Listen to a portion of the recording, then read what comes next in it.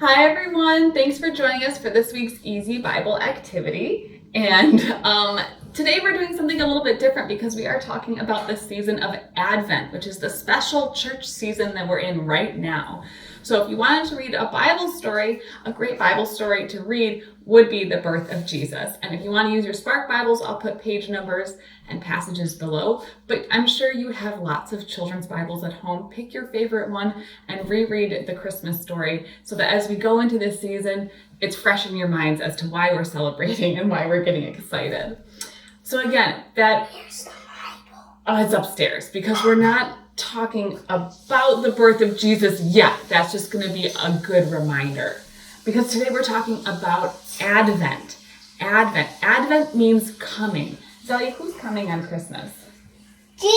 Jesus. It's the day that we celebrate Jesus' birthday when he came to us as a baby. But of course, Jesus promised to come back and see us again.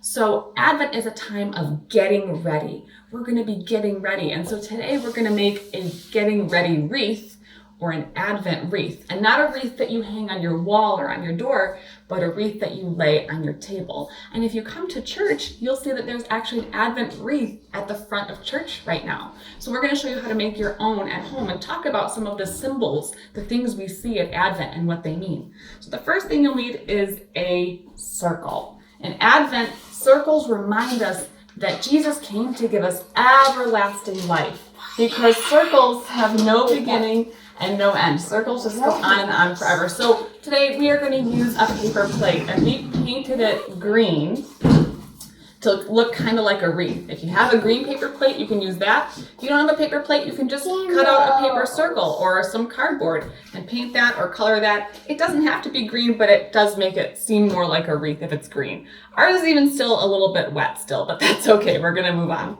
Other thing we see on an Advent wreath is candles, because one of the symbols of Advent is light. So we use candles to represent light.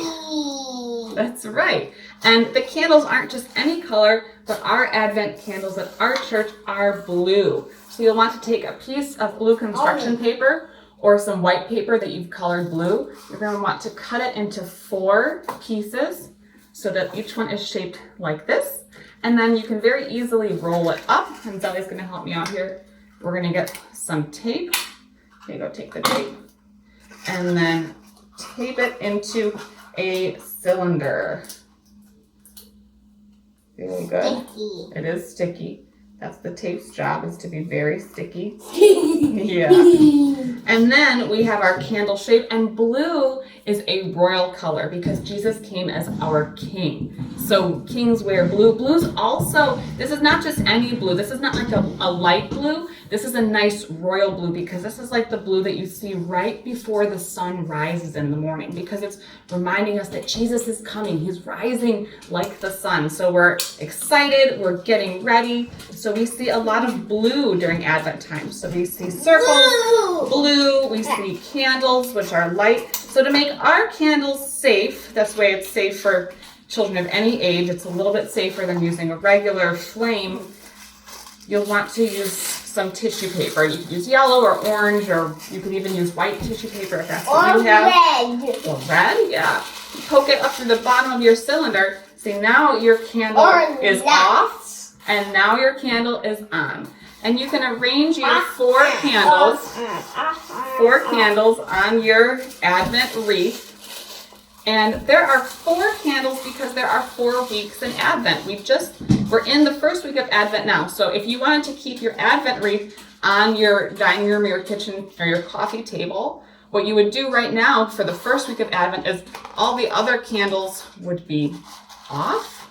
And we can see we need to trim our tissue a little bit. It's a little bit too long. And you can tape your candles down if that helps. So only one of our candles is lit. And then each week we'll light another one. Do you want to light it again, pretending like it's next week, Sally? Light the second one. So it's each next week now. Yeah, each week you'll light a candle as you get ready for Jesus. And you're not just getting ready in your house, but you're also getting ready in your hearts. So check out the description below for more conversation starters, and we'll see you next week. Happy Advent, everybody. Goodbye. It's the 4th week now.